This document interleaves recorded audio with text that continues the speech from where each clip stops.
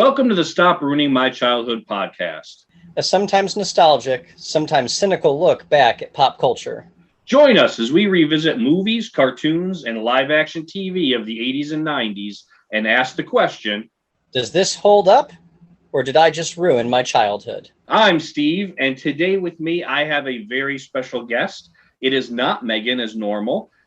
For those of you who remember, on Mother's Day, Megan kicked me out of the studio and brought her mom in. And so today, I got to kick her out for Father's Day. So for Father's Day, I've invited my brother Kevin, who just became a dad this year. So that's super exciting. So Kevin, say hello. Hello. Kevin's just been knocking down my door to try to get on this podcast for a long time. That's not true. I actually, I begged him to be on it, but he was more than happy to do so. Sometimes when we've talked about things, I've mentioned my brothers before, when we've discussed Transformers and G.I. Joe and things like that. So it's no surprise to everybody that I have a brother. And being that he is a new dad, we thought it would be perfect for Father's Day. That, especially because the other option was I could invite my dad, but my father is a man of few words.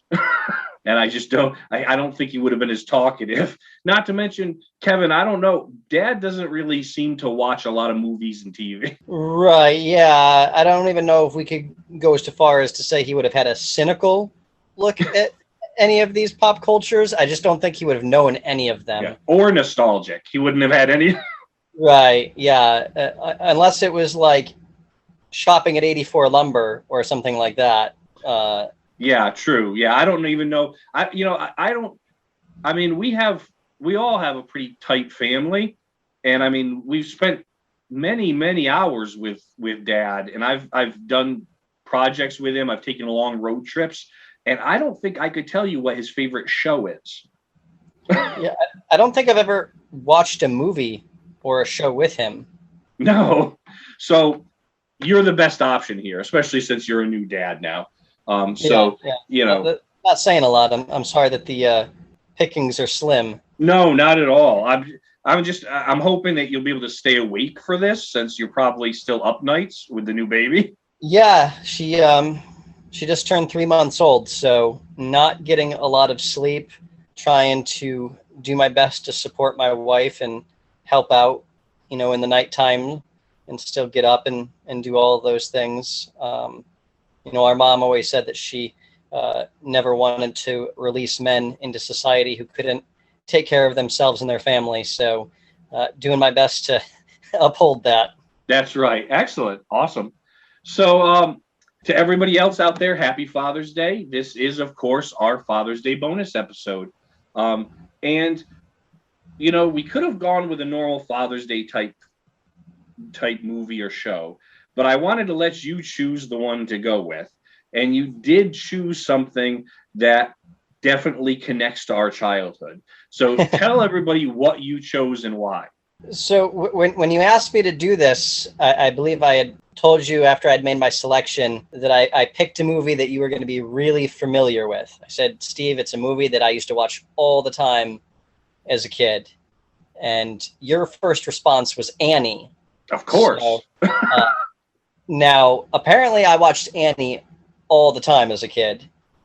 I don't remember it, but you and Bill, who's our other brother, and my mom used to and still say that it was just on repeat all the time at the house to a point that you guys were just sick of the movie. We'd watch it 4 or 5 times a day, apparently. Oh, yeah, easily. Yeah, basically, once it ended on VHS, like you weren't happy until we rewound it and put it on again.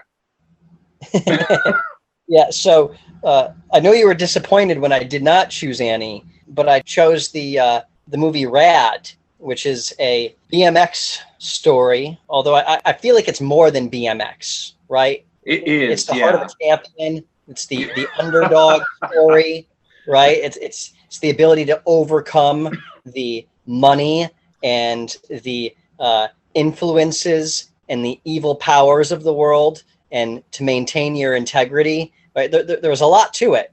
Yeah, it really is a classic story that I think all people will be able to relate to. Exactly. But it also, has great BMX riding, BMX stunts, great dance sequences. That's true. That's true. I don't want you to give away any spoilers yet. Okay. So before we get into Rad, the first thing we have to start with is my favorite section of the podcast, our non-sponsored candy review. Oh, okay. Okay. And this is where we choose a candy from our childhood and hopefully one that sort of connects. And we just decided to go with something that I knew connected with both of us. And so we chose Skittles, the fruit candy. Yes, this episode, though, is not brought to you by Skittles. It is not, no. Although if anyone from Skittles Company is listening, we're open to sponsorship by all means. Definitely open to a lifetime supply of Skittles. Yes. The original. Yeah. I would have to negotiate what lifetime supply means, though, because I go through a lot of Skittles. Right. Ate a lot of them as a kid. You know, you couldn't just eat them. I liked having Skittle Wars, where you'd push them together and see which one won was the one that didn't get squished. It squished the other one, and then you'd eat the squished one and then bring another one into the ring, so to speak, and see how long you could go for. Yeah, the one that survived goes on further into the battle. Exactly. Yeah, exactly. I feel like doesn't that allow everybody eat Skittles? They should. I feel like if they're just eating one at a time, or even the handful, right? The handful, you're not savoring them. No, there has to be one color at a time, and preferably the strongest color. Right. While we taste Skittles, I am going to talk a little bit about Skittles. Skittles were first produced in 1974 by a British candy company. Mm-hmm. So they started in England, and do you know what Skittles is named after? I'm going to say a clown. That would be my thought too, Skittles the clown, but it is not. Apparently, Skittles is named after a British game called Skittles, which is like lawn bowling. It's like you throw like a bocce ball at smaller, like almost like candlestick bowling pins out in the grass. Interesting. And the British call that Skittles. And that's why they named the candy Skittles for some reason. But I don't see the correlation. I'm missing it. I'm thinking maybe they felt like the little round fruit candies looked like maybe the bowling ball. Mm. That's the only thing I can think of, but that's the connection to why they were named that way. Skittles began U.S. production in 1982. So they were in Britain for 8 years before they were produced in America. Wow. Yeah. And really, as a kid, they were a fairly new candy. I was born in 84. Yep. So. Yeah, and this movie we're about to talk about was in 86, so it's really all around the same time. Exactly. So I guess I never realized while we were kids, because we ate a lot of Skittles as kids, and I never realized, I guess, that they were that new. Yeah, I didn't realize it either, but you're right. We ate a lot. Our mom really enjoyed candy. She would buy Skittles for herself and then maybe leave an open pack on the table, and I would always kind of walk by and steal a few at a time, along with a sip of her Pepsi. You know, she didn't really let us drink a lot of soda growing up, but I'd always sneak a sip. And if you're going to slug Skittles down with anything, it's got to be a Pepsi, right? Right, exactly. It's just, I guess, like a level shy of like Mentos and Coke, right? Yes. This is going to be where the comments go crazy, because depending regionally where you live, we've got our Coke Pepsi people, and now we've just drawn a line. Honestly, I didn't have a line though. I'll drink both. Okay, so you'll equally wash down Skittles with Coke or Pepsi. Exactly. Okay. Yeah. When I was a kid, a little bit older, when we were allowed to just kind of start drinking more soda, my soda of choice was orange soda. And that also goes well with the fruity flavors of Skittles. It does, but I was just going to say, I wonder if you're eating Skittles and drinking orange soda, does the orange soda kind of surpass all the other flavors of the Skittles? It may. Where cola really doesn't have a fruit flavor. Right, it really cleansed the palate of all the sugar. Yes. With more sugar. With more sugar, yes. So original Skittles comes, of course, in 5 flavors. Purple, which is grape, green, which is lime, yellow, which is lemon, red, which is strawberry, and orange, which is orange. But since then, they've also added, as you mentioned before, tropical Skittles, wild berry, dessert, sweet heat, smoothie, and sour. Yeah, I've tried them all. I just always go back to the original. Like I said, I like the purple. I'm a big lime fan now as I'm older. So as I'm sitting here eating them now, I really am gravitated towards the lime. Yeah, I love Skittles. I'll eat all flavors. It just doesn't matter to me. I don't know that I've ever tried the sweet heat Skittles. Yeah, I could say I've had the wild berry and the sour. I've had the sour. That almost gives it a little bit of a Sour Patch Kid kick to it. Right, which is also another great candy. My only problem with Sour Patch Kids was you can't eat just a couple, so you're a full bag into it, and then you can't eat anything for like the next day because your tongue has all the bumps on it that are and it hurts. It's swollen. It weighs like 8 pounds. Right. Yeah. So the other thing about Skittles, now I didn't realize, I've been eating Skittles since a kid and I still eat them. I didn't realize that the recipe changed a little bit. In 2009, Skittles removed the animal-derived gelatin from their recipe so that it makes Skittles suitable for vegetarians and vegans. Did you taste the lack of animal-derived gelatin? No, I didn't. But I'm a carnivore, so I think I want a meaty Skittle. Yeah, you want the old original flavor. Right. Yeah. I honestly though, I'm surprised that they don't have veggie flavored Skittles. Right. Oh, I don't know about that. Where the green is like broccoli instead of lime, and like a carrot and like a tomato. Yeah, I'm not sure how that would fly, but so the last thing we have to do with Skittles is we have to rate them. All right, we rate our candy on a scale of 1 to 5, and the way we rate, whether it's stars or whatever, always changes depending on the show or movie or cartoon. So today I'm going to say, out of 5 bicycles, how many would you give Skittles? Well, in a hopes of getting that lifetime supply, right, I'm going to go with 5 bicycles. I, too, am going to go with 5 bicycles for Skittles because it's like one of the best candies there is. Yeah, it's got everything when you think about it. The packaging, right, the logo was well thought out. It was well branded, the bright colors, fruity, got that sugar. It doesn't leave your tongue all blistered like Sour Patch Kids. Just a great all-around candy. And they're known for, of course, their catchphrase, right? Skittles. Taste the rainbow. Taste the rainbow, right? Which was not part of their marketing in Britain. That wasn't added until the United States. It was actually coined by a New York City marketing firm. Really? I wonder if they're a British slogan? Skittles, play the lawn bowling. Right. I don't know. If you're out there listening, we have a number of British listeners. Comment and let us know. I need to know this slogan. Because I grew up with Taste the Rainbow, and I'm kind of disappointed that was not the original slogan. It could have been something. I mean, it could have been like Skittles for the Queen. Who's to say? I always assumed that Queen would like something like a more sophisticated. Yeah, but who knows? Maybe she's got a Skittles side to her. So either way, we both agree. Yeah. Skittles, 5 bicycles. 5 bicycles. Right. Out of 5. So that's the top notch for our candy. Yeah, it's a rad candy. Yes. So that moves us into our show, Rad. Before Kevin gives us a brief summary of Rad, Rad is a movie from 1986. It can still be found streaming on either YouTube. You can rent it on YouTube Movies or Amazon Prime right now. Now, knowing that, Kevin, give us our brief summary of Rad. Right. So as we talked about earlier, Rad is a BMX story, but it's so much more than that. But it follows the main character, whose name is Cruz Jones, and his desire to be a competitive BMX racer. And he lives in a small town, and in the small town, they decide to build the ultimate BMX race course called Hell Track. And basically the design incorporates different elements of different styles of BMX riding into one track. It starts off with this huge, 25 foot drop or something like that.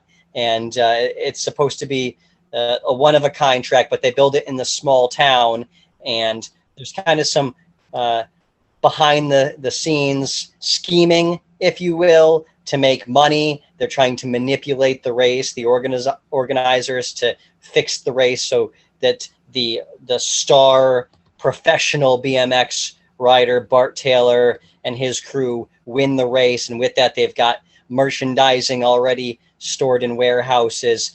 So it's basically this BMX track gets built, and they invite all the top sponsored professional riders from across the country to race. And it's in this small town, and the townspeople kind of get upset that their own kids, the locals, don't have an opportunity to try to race this course. So they decide to have qualifying heats, and Crew Jones is kind of the best local rider. Him and his friends ride around town. They get chased by the local cop, and they try to, constantly outrun him on their bikes, which I think is hilarious that he can't catch them on a motorcycle. So needless to say, he gets entered into the Hell Track, and from there tries to make a name for himself, kind of being this kid who doesn't have a sponsor. He doesn't have the top-notch equipment, and he's going against the best in the world at Hell Track, trying to prove himself.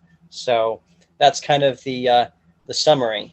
And tell us, does he win? So he does win, but watching it again, you realize that it's kind of cheap, because Bart Taylor is way out in front, but then his ego gets in front of him, and he wants to race Crew Jones one-on-one because he doesn't want to be told that Crew is better than him. So he actually stops in the middle of the course to let Crew Jones catch up with him, and then they kind of race the last half lap one-on-one, and Crew prevails in the end. But I'm sitting there watching this again as an adult going, he was way out in front. If he just kept riding, he would have, it was no no-brainer. Yeah. Right. He was clearly the better rider. Yeah. Yep. I saw that too, but excellent. So yeah, that's Rad kind of briefly. And we're going to get in again to our recap a little bit later after our commercial break and talk a little bit about the specifics of it. But before that, just a history kind of this movie and what it's about, right? BMX racing, which stands for bicycle motocross, was developed in the late 1960s and 1970s, mostly through teens and young adults who were racing their bicycles on improvised tracks all over California. And did not know that. Yeah, through the mid-late 70s, it really started to pick up.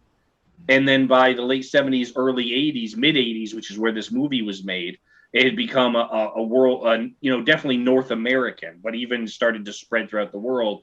And it was viewed as a professional sport. And you had these riders who had become, sponsored by big bicycle companies like Mongoose, which we see in the movie. Right. Schwinn was another one, right? There was a number of BMX companies that made BMX, either bicycle companies or companies that make like bike accessories or racing gear. And sometimes just large companies like, I think we see also in a movie like Coke, they just want to get their name out with teens. And so they would sponsor these racers. And of course, you'd see the racers, and we see in the movie, they're all, basically their whole attire is in sponsorship colors, and they race for those teams. And so it really became kind of a big thing, not only in California, but it spread. And we see that here actually, because, this takes place in Canada. It's interesting because when we'll talk about this a little bit later too, but this was filmed in Cochrane, Alberta, Canada. Oh, okay. And you see that there's a number of Canadian racers in the race as well. So it was not just California anymore. It spread throughout the United States and then into Canada and some other areas. Right. And so it really, this was something that would have definitely connected with teenagers at the time and, young adults especially. The main character, Crew Jones, was loosely based on BMXer EddieFiola. Really? Yeah, on his kind of life coming from amateur small town guy to a BMXer. And the interesting thing is that EddieFiola was in the movie and he was Crew Jones's stunt double. Okay. So every time you see Crew doing like backflips and stuff, it's EddieFiola, who was a professional BMXer. One of the other surprising things is, and now this really shocks me because we're such fans of this movie, but no official version of Rad was released on DVD or Blu-ray or streaming until 2020. So it just became available again. So, really? Yeah, it was on VHS in the 80s, but then after VHS, it was never released on any other medium again until 2020. Well, I can say that I'm glad that they did decide to put it on a streaming device. Yeah, right. And, it makes sense. It surprises me because I guess when we were kids, I never realized that it was a Canadian movie. Yeah, I don't think I realized that either. But that's why it's on that on Amazon. If you find it on Amazon on the channel Topic, which is different like countries of the world's movies, that's why it's on there, because it technically represents Canada. Interesting. Although when you watch it now, as I was watching, they don't try to hide it or pretend that it's not. It says that it takes place in the town of Cochrane in the movie as well, which is in Canada. That's true. And when they introduce the Canadian riders in Hell Track, they say Canada's own. So they do say that. So, but I guess because especially the 80s, well, even now, right? Canada in most parts of the United States, even especially Midwestern, have very similar culture. Right. And especially if it's all about teens doing BMX, that kind of looks the same everywhere. But, Bill Allen, who played Cruz Jones, is Canadian. Laurie Loughlin, who we'll talk about a little bit, is Canadian as well. Okay. So it's, they're Canadian actors for the most part, and it was a Canadian film, which I guess maybe, I don't know if that's why it wasn't as popular here, which surprises me. I mean, it is one of those films that if you've seen it like you and I have in our family, it kind of had a cult following.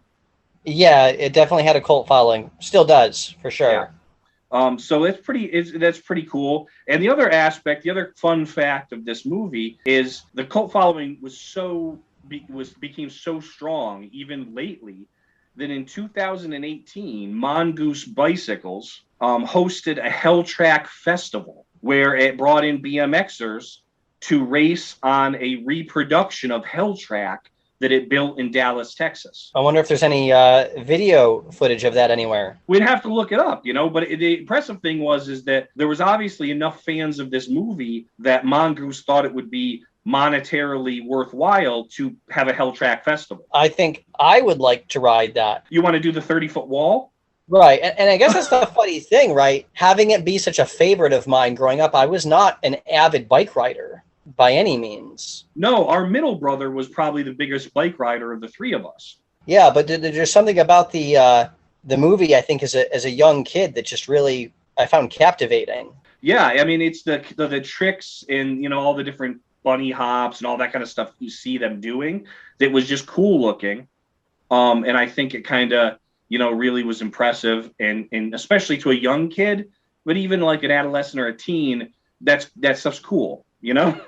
Right. And it was these people doing all these fancy tricks on a bike that was just like the bike you had. Exactly. You didn't have to have a race car or a dirt bike or anything like that. Yeah.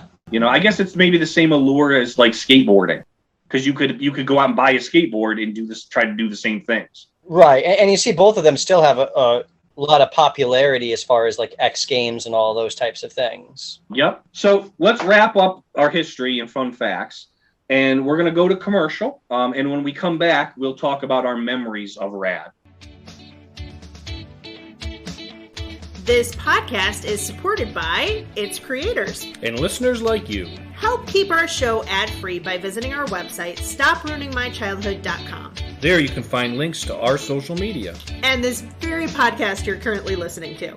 Both Megan and I are authors, and you can find links to our books on our About page. And on our Watch With Us page, you can find videos and links for all the shows and movies we discuss on the podcast. And more importantly, links to buy the nostalgic snacks we review as well. We also post bonus content about once a month. So like, subscribe, and follow. For a small independent podcast like ours, it really does make a difference. Thanks. And now back to the show. Welcome back to Stop Ruining My Childhood. I'm Steve. And I'm Kevin. And we are having our special Father's Day episode. And today we're talking about the film Rad, the BMX racing film from 1986.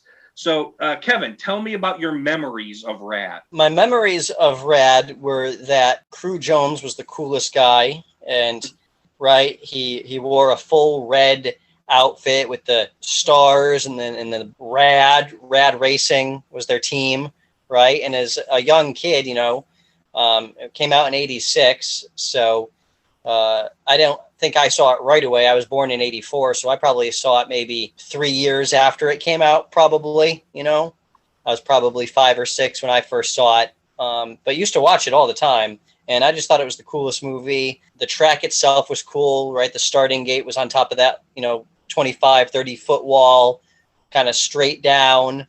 I remember Crew Jones kind of doing that backflip right next to the bathtub that was sponsored by Kix, I think it was, the cereal. And yeah, just really, really fond memories of the movie. I was really excited to watch it again with my wife and kind of bring her into some fun childhood memories. Yeah, I remember, again, I mean, we were in the same house, so we watched this a lot together.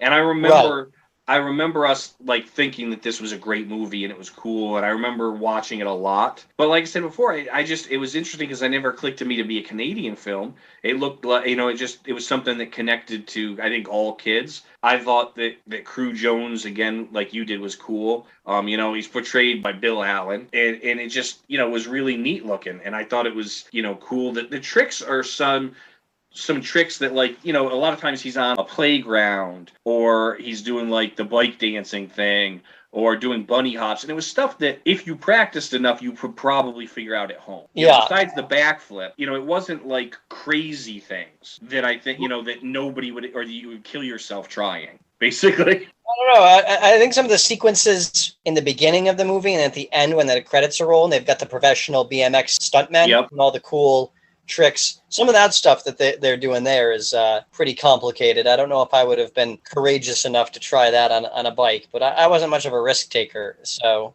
that's true. Although, I mean, I think we could speak for all, young teenage kids or even young boys to say, I don't think we're the only ones that watched Rad and then went outside and put a 2x4 on a brick and try to do a jump. Right, and try to find some sort of helmet, right? Even in the movie, I think Crew Jones is wearing a hockey helmet. Yes. At one point, right? So it didn't really matter what you had. You just put on some sort of padding. Maybe it was like an old plastic football helmet and some shoulder pads or whatever. Yeah. And maybe a batting helmet. Exactly, and it just made you feel cooler. Or even, it was the 80s, just no helmet at all. Right, yeah. We didn't have the safety requirements that are out there today. You'd be out there in some cut-off jean shorts and maybe a mesh shirt and no helmet. Yeah, barefoot on the spike pedals. Or the big tube socks with the colored stripes at the top. Yeah, you only put the helmet on if you were going to try something real dangerous. Right, exactly. And then even then, it was like, maybe. Just in case. What's the worst that could happen? Exactly.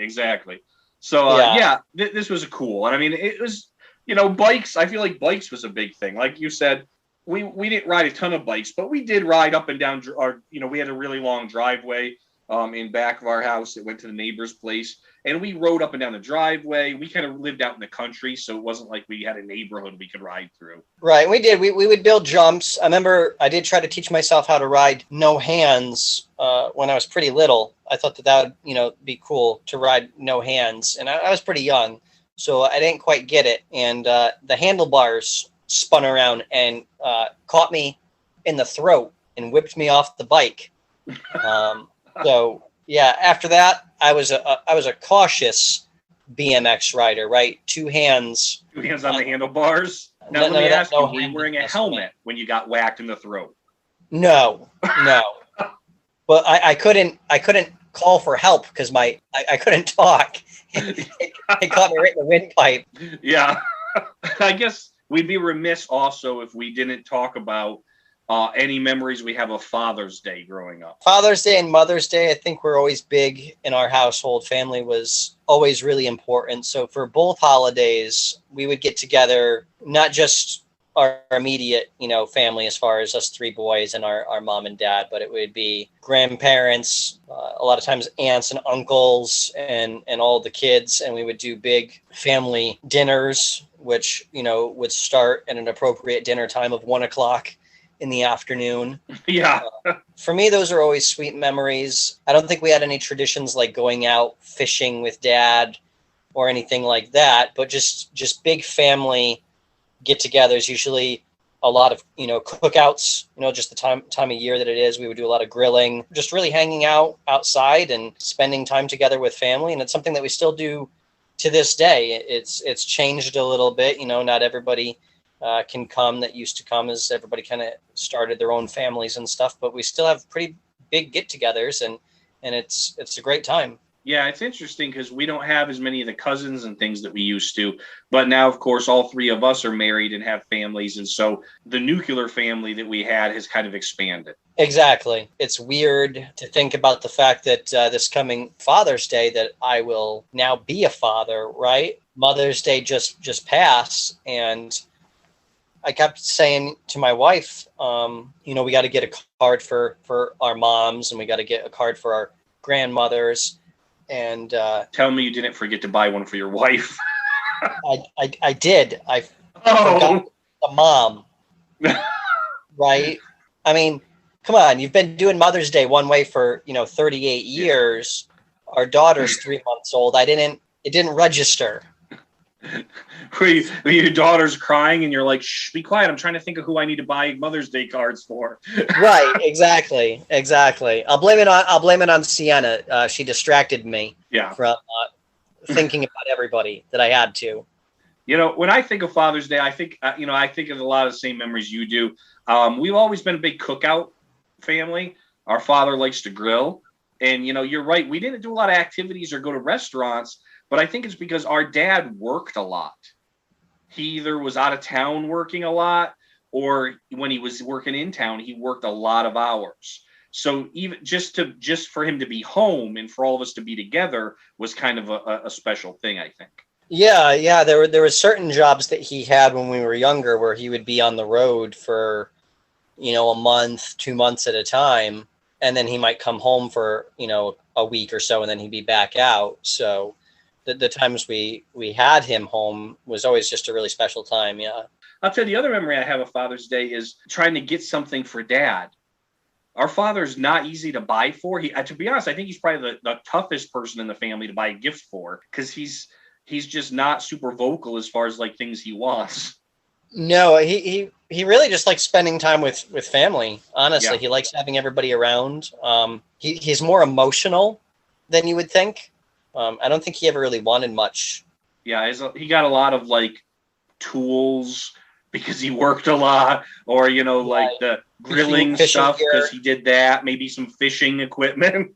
So that's our memories of Rad and kind of some of our memories of Father's Day. Now we'll jump into kind of our recap review of Rad. Starting off, right, Rad opens up with this scene of Crew Jones and his friends as paper boys.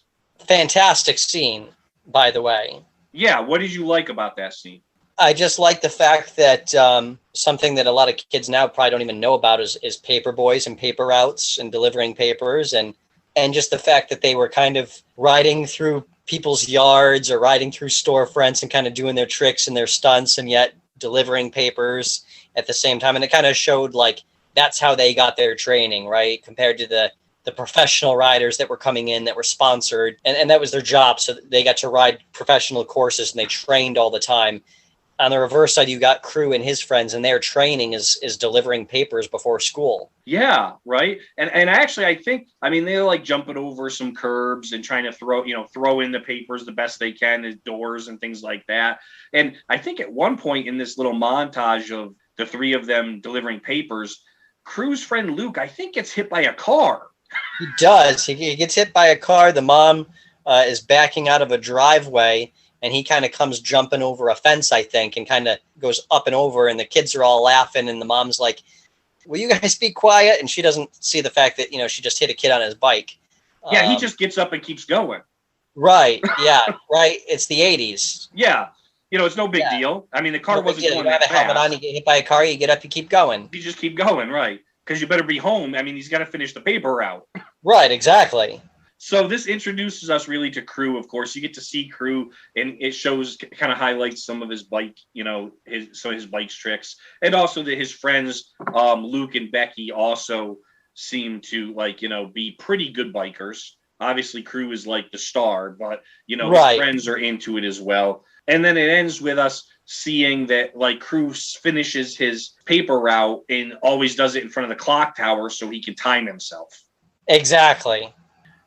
which is pretty cool. And he's trying. He didn't beat his time in this first run, but he said, even when I do, then it'll be 5 minutes faster. Yeah, he's always pushing himself. You gotta love the determination. Yep. We also see as Crew goes to school, they go from there to high school, and we see that Crew is into a girl named Katie. Yes. It seems like he took out, but it doesn't seem like Katie is really into Crew. No, there's not much backstory there. You get the impression that they had gone on one date and she was less than impressed, and he thought that he wowed her. So he's a little unaware of the fact that he did not impress her the way that he thought he did. Yeah, no, I think it was they get out of school that afternoon. He's like trying to do like a bunny hop, and he's like, "Look at this, Katie," and she's like more interested in the guys with cars. Right. I think he asks her if they're going to the dance together. There's I think when I was younger, I didn't understand. I thought it was just like a high school dance, but I think it was a dance that was put on for all the local people to kind of drum up support for the race, because all the professional riders had come in. I thought it was just like a high school dance, and I was always wondering why the professional riders were there. Like, that's a little weird. He's asking her if they're going to the dance, and she's like, "What, are you going to pick me up on that bike?" And he was like, "Of course." Like, he thought it was the coolest thing. He's like, "I got pump pegs." Like, of course, you're getting on the back. Right. Exactly. Yeah, she was not feeling that, though. No. So then afterwards, you mentioned a little earlier in the summary, Crew and his friends kind of play like chase with the motorcycle cop. Yeah, through a lumberyard. They got, again, just I guess another element of the movie that there was really no backstory on. No, it's like an element to show Crew's like bicycle abilities. Right, but it's like they've got like a clubhouse hangout in the middle of a lumberyard, and apparently the local towns cop and them have a game where he kind of chases one of them. He, the three of them take off, and then he picks one to go after, and they kind of get chased through the lumberyard, and you get to see again their riding skills in action. Yeah, and I say game because the cop doesn't seem like he's trying to arrest them. It seems like he's just messing with them. See, when I was a kid, again, perspective, I thought he was trying to arrest them, but again, watching it when you're older, it seems to be just a game that they play. Yeah, it seems like the guy, and you see this a little bit later on, too, when the townsfolk are talking, it seems like this cop is just generally a nice guy who is just kind of looking out for the teens in the area. Exactly. And then Crew leaves there, obviously, and he says, "Well, I got to go pick up my sister." And this is where we meet Crew's little sister, Wes. Yes, she is something else. She's got a little mouth on her, doesn't she?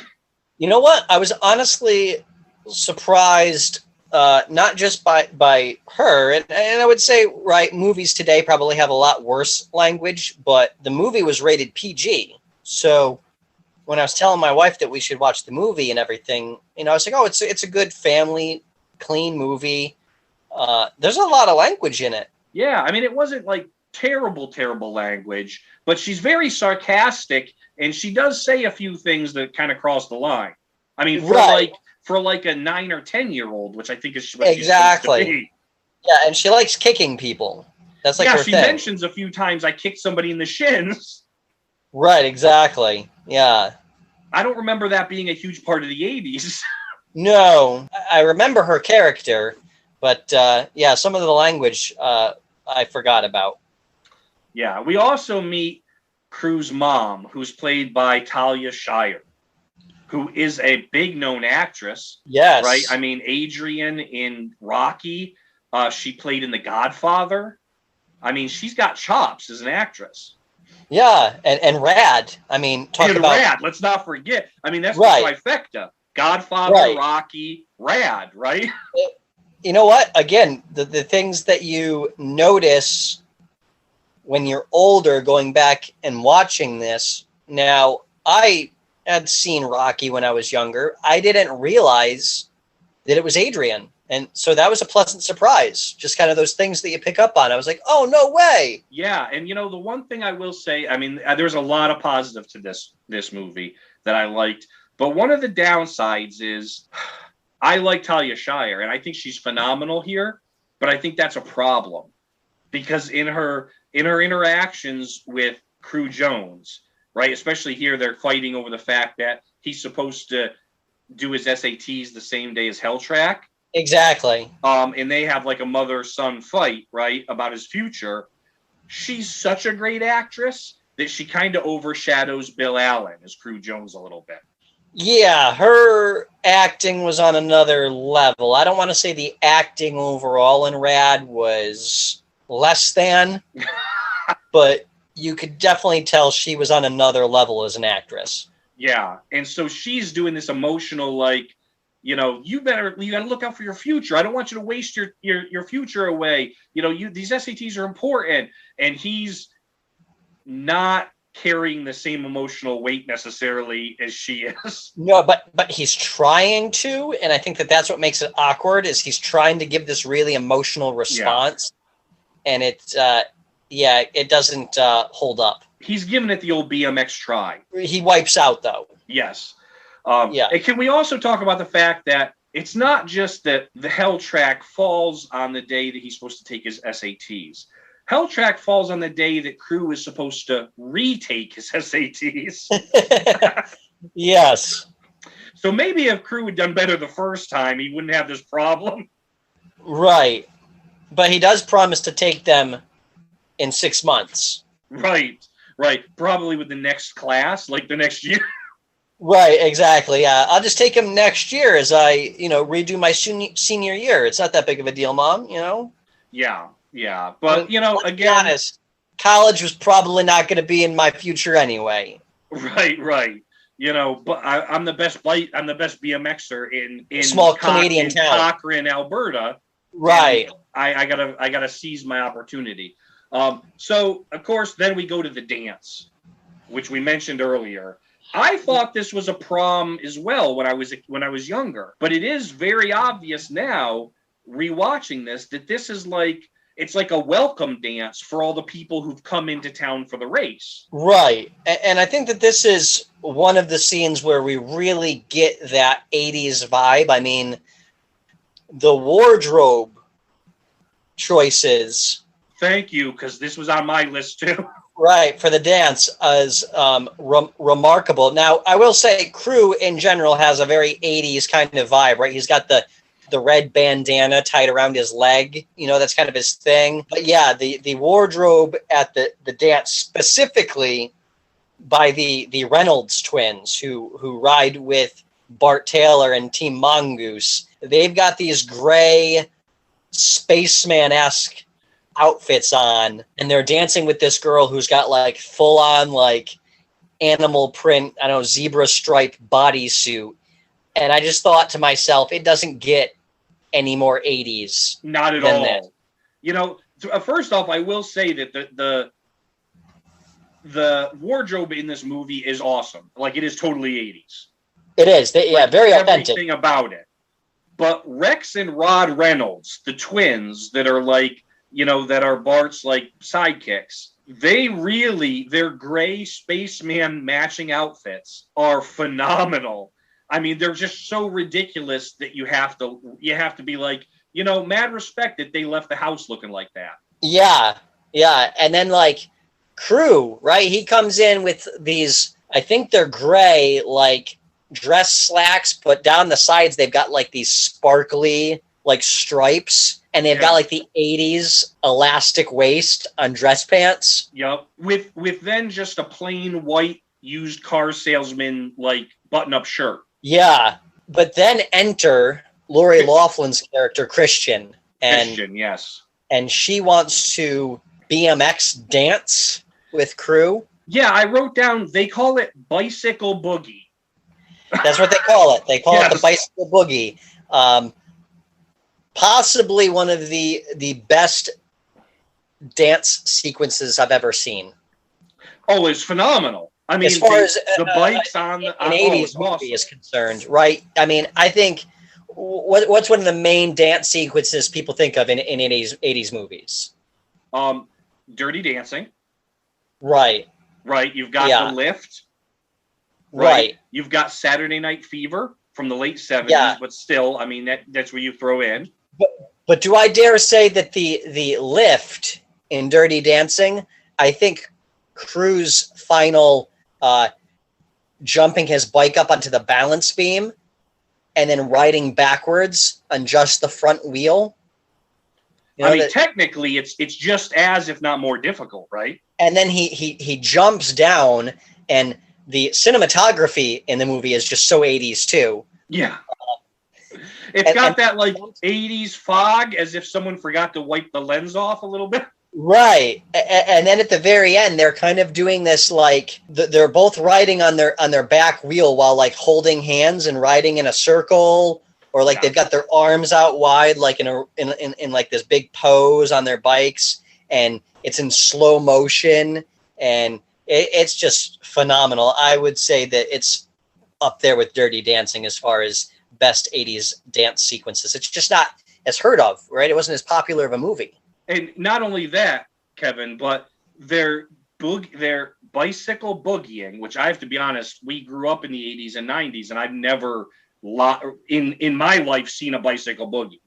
But right, their bicycle boogieing indoors together, spinning around, doing mirror tricks, dancing on bicycles to Send Me an Angel by Real Life. Yes. I was going to say the soundtrack also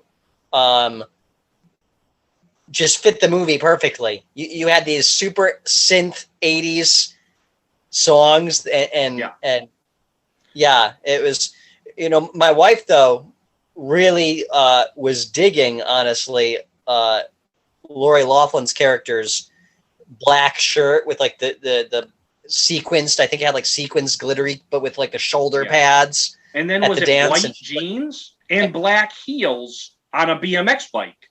Right. And she's like, you could almost argue was tougher than what Crew had to do. I would say she was probably the better rider too. She taught him how to do some stuff. Yeah, I think so. Complete classic scene, right? And I don't remember Real Life's videos, the band Real Life. I don't remember the original Send Me an Angel video because this was the MTV era. But if they didn't use this scene of bicycle boogieing, I think they lost a chance. I think they did. And I think I lost a chance growing up. I think I may have been more successful dating if I had learned how to bicycle boogie. I'm looking back. I'm like, why didn't I learn that and do that at a middle school dance? Right. And I think the girl that he was interested in the beginning of the movie that we talked about, Katie, I think she was probably really regretting her choice to not go to the dance with him on his bike, seeing those moves. Oh, she must have. I mean, what idiot in a car is doing that? Nobody. Right. You can't bicycle boogie in a car. No, not at all. We mentioned Rex and Rod Reynolds, the twins. Yeah. Besides their ridiculously matching spaceman outfits, they both were dancing with the girl in the animal print. I just want to touch on this quickly. Was it just me, or did it seem like they're both dating her? Yeah, it seemed like one of those things where like they can't do anything separated from each other. They're like, they're like the evil twins on Cobra and G.I. Joe. Exactly. And that's really what they were. They were like the henchmen. Their job wasn't to win the race. It was to make sure that Bart Taylor won the race. Exactly. Right. And, it's interesting because they're played by Chad Hayes and Carrie Hayes, who are twins in real life, just in case you weren't sure. Okay? Because they're identical. Yeah. It was pretty obvious to tell that they were actual twins. But, they didn't go on to have much of an extensive acting career after this. But surprisingly, they actually went on to be a writing team. Interesting. And they wrote the 2005 remake movie House of Wax, which had Paris Hilton in it. Okay. They wrote The Reaping in 2007, which was a horror movie. And they wrote The Conjuring, which is a pretty well-known horror movie, in 2013. So they actually can't be separated in real life then, too. They actually have to do everything together. That is true, yes. But I wonder if they still dance together. Who's to say? But yeah. I find it interesting that, like we said, they weren't the strongest actors in this movie, but it's kind of cool that they did go on to have a successful writing career together as brothers. Right. I mean, if you're going to write horror movies, what better person to write them with than your twin brother? Exactly. Yeah, because I mean that right there's a little creepy, right? Just a little bit, and their outfits and their dance moves. Just it's only an award-winning writing duo if they wear these outfits while writing.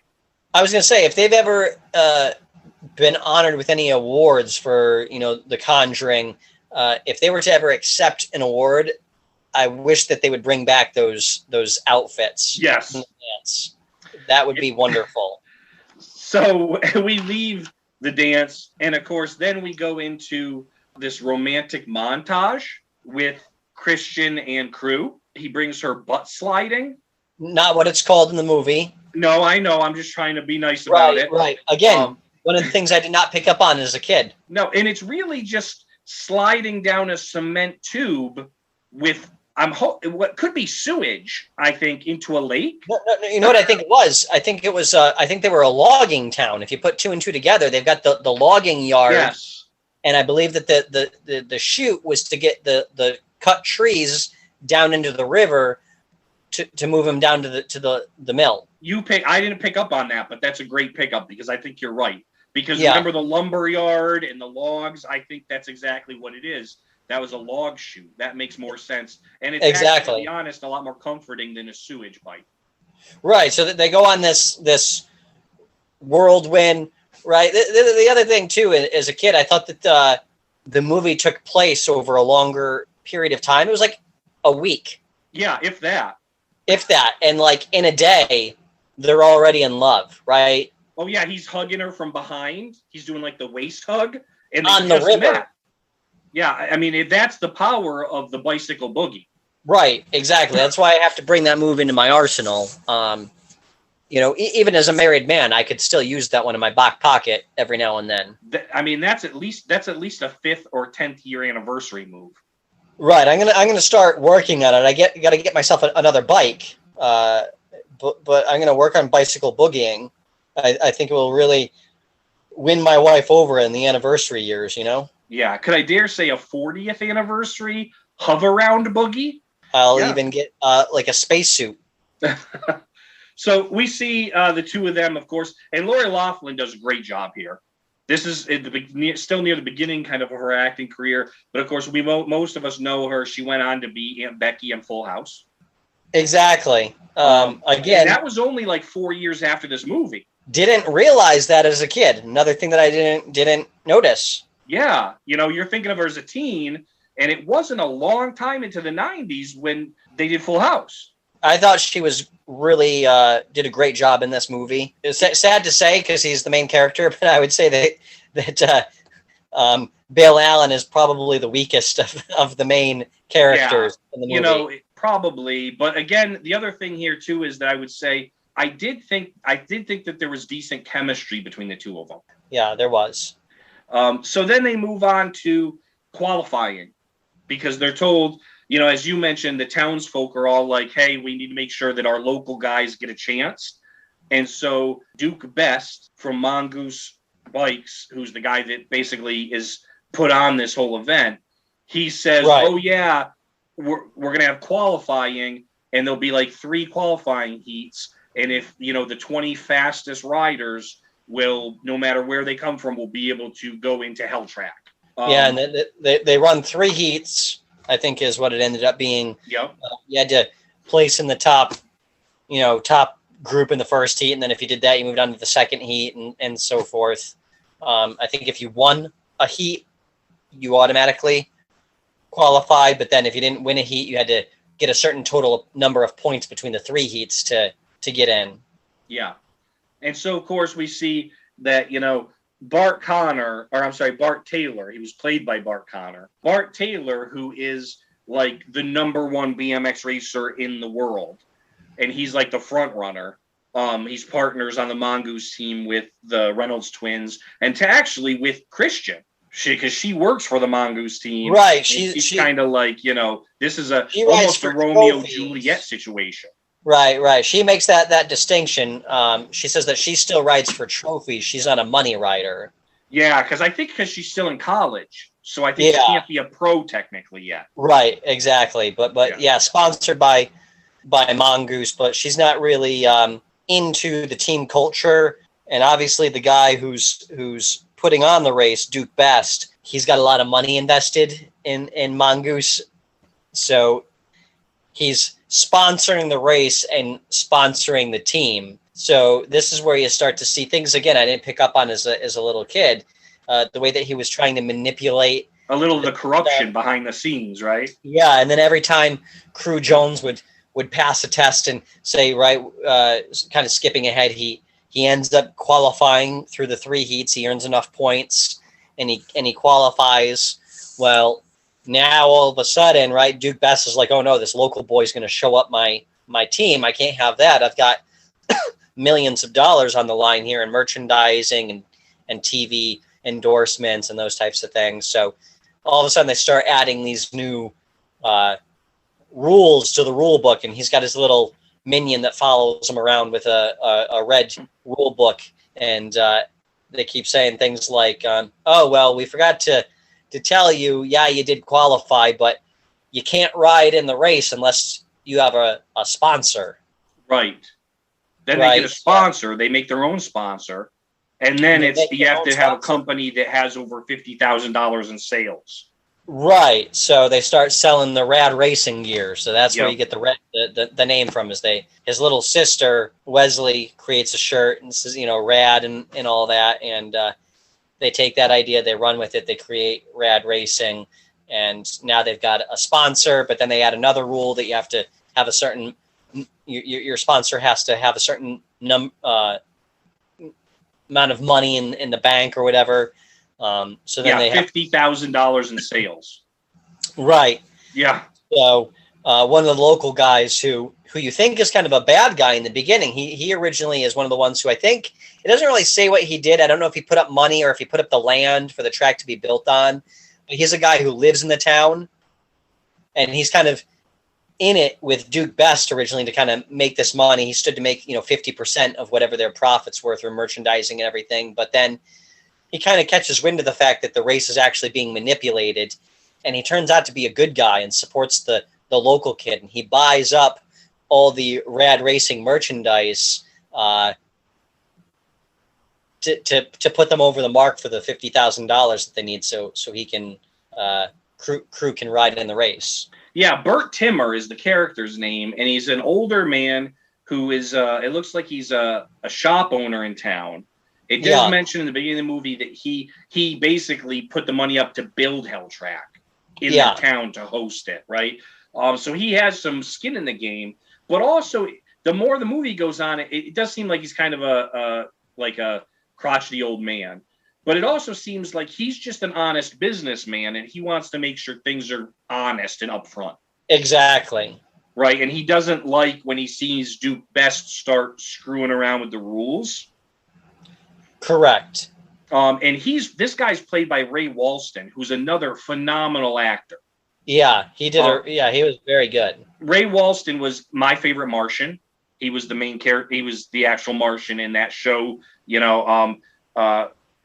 That kind of classic show, right? But then he also was in. He was in The Sting. He was in Popeye. He was in Fast Times at Ridgemont High. He was in Of Mice and Men, and he was in The Stand, Stephen King's The Stand. Wow, quite the resume. I mean, he's this guy, and he's been even in more stuff. Picket Fences. Ray Walston is just one of those character actor kind of. He's in a lot of things. Yeah, and he does a great job of playing this part. Ray Walston is gone now. He passed away in 2001, but he just did such a phenomenal job. He was 86, but in this movie especially, he plays a great role because it's the guy that seems like he's crotchety and kind of nasty, but then he sort of shows up to help save the day and buys $27,000 worth of T-shirts. Exactly. To make that $50,000 piece, right? And so, yeah, it's really kind of interesting. And then, of course, so Crew actually gets to race. So we see him in Hell Track because he did qualify, which in itself is a feat. They mention that, he ends up in the top 20 to race Hell Track, and the qualifiers had 1,000 people. Yeah. So it's not just like he should be in because he's a local guy. He deserves it. And you get to kind of the main part of the movie, right? It's all about the race. And really, it wasn't a long movie by any means, although I think movies in the 80s were a little bit shorter anyway. Yeah. I think it was only like an hour and 30 minutes or an hour 35 minutes, something like that. Yeah, it's 91 minutes, so it's an hour and a half almost exactly. Yeah, so really short movies. So I think that explains why some of these things that we're talking about, they didn't have great backstory. They didn't really have time to develop a lot of this stuff. But you get to the part that honestly, when I was a little kid, I wasn't really interested in the romantic connection between him and Christian. Wasn't really interested in that. So a lot of times I would just fast forward to the race at the end. You know, that was my favorite part.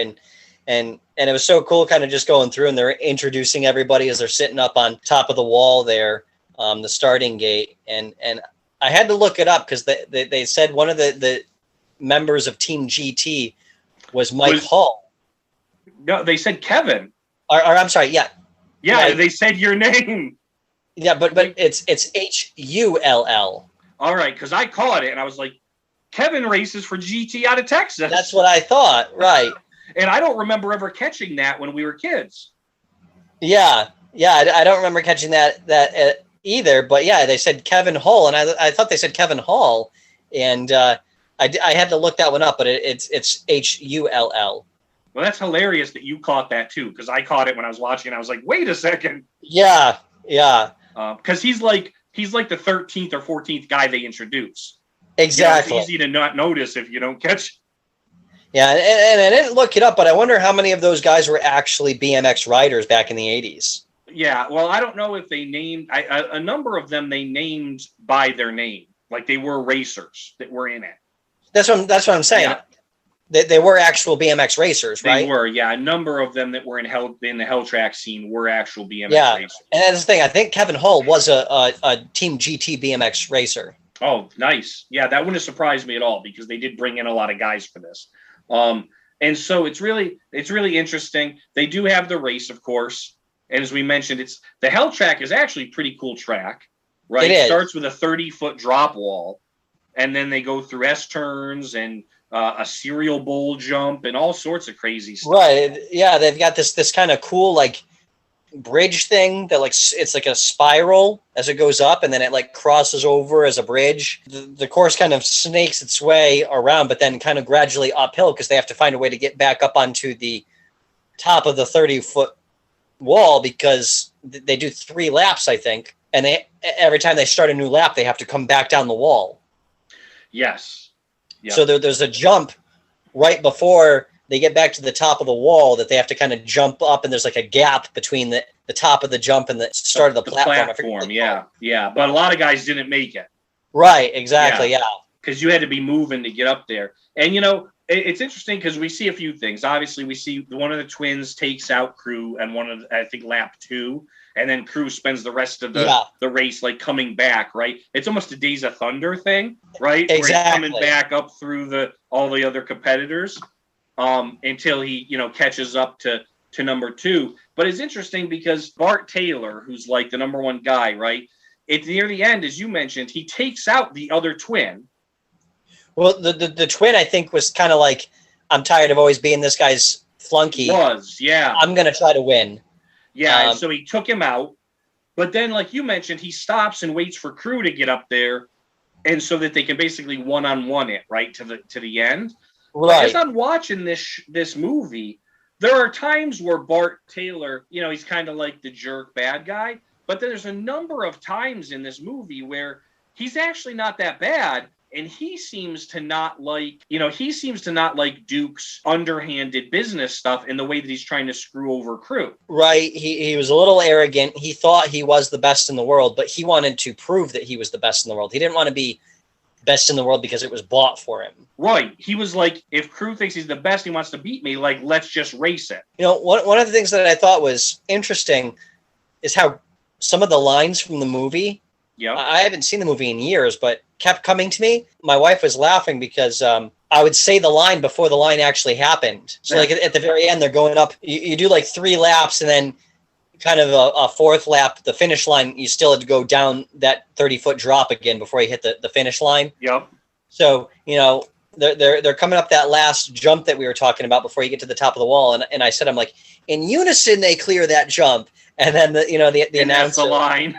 That's the line, and throughout the whole movie, I was doing that though. Like these lines just kept coming back to me. Yep. Like the little girl, his sister Wesley, talking to Duke Best when he was telling them about the new rule about the money, and she's like, "Are you gonna blab or are you gonna buy?" Yeah. And I don't know where it came from, but I watched the movie so much as a kid that the lines were just like ingrained in my brain, and as soon as the scene started, they were just coming right back, and I was like, yeah, saying so many of the lines. So then it ends. Of course, Crew wins, right? Barely, but he does win. Right, with a spin jump across the finish line. Of course, because you got to go hot dog, right? Again, though, I'm pretty sure it was not efficient. Like, it almost allowed Bart to come back and win. The end. Right. But he wins, and of course, Duke gets mad and basically fires Bart Taylor, right? And so, now that Rad Racing is a big deal because Crew just won Hell Track, they basically hire Bart Taylor as a racer. Which, to be honest, watching that again as a older person and kind of understanding everything that was going on, like, I think they only won $100,000 for the race. Right. So, while in the 80s, that was obviously a lot of money to sponsor a professional rider, let alone two professional riders. And not only that, like, he wasn't Bart Taylor as bad as Duke Best or the Reynolds twins. Like, he's kind of still made it out to be like the bad guy throughout the entire movie. And then all of a sudden at the very end, he's like a member of, like, it just ends kind of weird for me. They lift the bike up together. Right, and they're buddies exactly. Now. It's interesting. The other thing is, too, I don't understand why Duke fired him. He still took second at Hell Track. Well, because they had all this merchandise and warehouses, like, marketing him as, like, the winner of Hell Track. The champion and the winner, I guess. Yeah. But, I mean, second in the top race in the world is still awesome. It is, but, again, I keep coming back to, for me, as much as the actual race scene was a great scene, Bart Taylor easily should have won that race. He was the best rider out there. But it does say something to his character, I guess, that he's now on the good team, that he did stop and give Crew the fair shot. Yeah, but we're looking at it logically going, just win the race. Right, and I get that, Crew was taken out by one of the Reynolds twins, but the way that the track was, and just BMX racing in general, like, people are falling on their bikes. It's just part of the race. Yeah, people get taken out a lot. It happens. They get taken out a lot. So he didn't really owe him anything to stop. The fact of the matter is that he was able to navigate through all of the traffic and didn't get taken out by anybody. He already proved that he was better than Crew. Crew got taken out in the congestion of riders. Bart didn't. And, an interesting last fact to this. Bart Taylor is played by Bart Conner, who is an American. He's not a BMX racer, right? Yeah. But he was an American gymnast. He won 2 gold medals in the 1984 Olympics in gymnastics. Really? Yeah, and he did not go on to have an acting career, but he went on to own his own gymnastics training facility. Which is probably why they put him in the movie as one of the main characters, though, because he was coming off of this, 2 years earlier, this great Olympic performance. He would have had some star power. Especially in Cochrane, Canada.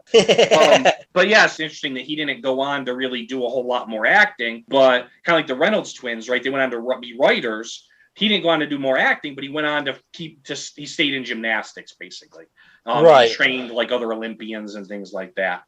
So that's kind of neat too. So that's where we get into now the reception, right? And this is just a brief piece, but the film wasn't received great. I don't know if you know that. I did know that. Yeah, I did. It cost $3 million to make. It only made $2 million at the box office. So it was a bit of a bomb. It actually was negative $1 million.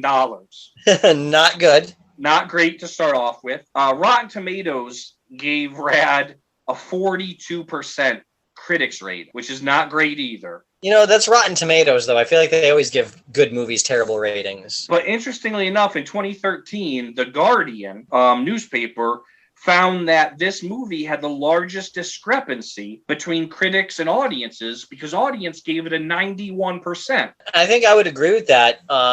Obviously, some things, as we talked about, jumped out to me. I think I understood more of the plot being older. You know, as a kid, I was just into it because the BMX tricks and stuff. I still think it was a great movie, though, watching it again. Think the ending is a little cheesy. I thought it could have maybe ended on a better note. But overall, I still really enjoyed it. Yeah, and, you know, it's also interesting because, as we said, it was kind of a bomb in theaters. But later in 1986, it was released on VHS, right? And then back then, you're in 1986, you're talking about, like, the movie store era, right? Right. It was released on VHS in late 1986, where it found a quick cult following, and it actually became one of the top 10 video rentals for the next 2 years. I think that I probably made up a good portion of that. I think we owned it, didn't we? I think we owned we rented it and maybe we bought it or something. We owned a few copies because I would wear it out. Yeah, so interesting reception. You know, normally you don't see something. I mean, we've seen a number of things on this podcast as well that didn't have a great reception but had a cult following. But that's a very quick turnaround. It bombed in theaters, but later in the same year, the next 2 years, it's one of the top video rentals. Yeah. Yeah, no, I definitely, I understand it. I get it. I think it's just a really classic, fun movie to watch. Yeah, I think so too. So this is where we get to the point where now we've talked about the reception of the movie. So now we talk about our rating. So we get to rate Rad. Our candy, we rate 1 out of 5 bicycles. The movie, we rate 1 out of 10 bicycles. So okay. What's your final rating and why for Rad? So I had a tough time with this coming up with a rating because do I rate it as a movie that I'm comparing with the quality of movies that we have today? What I mean by that is the way that we're able to make movies, that they're able to make movies today, the cinematography, the stunts, they just have a lot more capability than they did back then. Right. So there is that element of the movie when you watch it and you can just go, as soon as it comes on, like, oh, this is an 80s movie. Like, it just got the kind of the corny soundtrack, the corny, cinematography. Do I rate it compared to what we have being produced today? Or do I rate it as what it is, which is an 80s film? What you also need to take into consideration is kind of the theme of the podcast, which is, you know, you could rate it as an 80s film and then watching it now, how did it hold up? For me, honestly, I'm going to say it did not ruin my childhood. Okay. Yeah, for me, it really lived up. I would say probably an 8 out of 10. I think it would have been higher, honestly, if the ending didn't end. I just didn't like the ending. I thought it was kind of corny that all of a sudden he just becomes a member of Team Rad and that's how it ends. Yeah, and you know what? I'm going to agree. I really, I think that this is something that did hold up. I mean, there's a few dated references, but it's an 80s movie, right? The soundtrack was decent. Some of the songs were good. Some were like, but it wasn't bad. But I think that the bicycle stunts are cool. I think that this is, again, even with, we said some of the language was a little crazy from like the little kid and things, but it was nothing out of hand, right?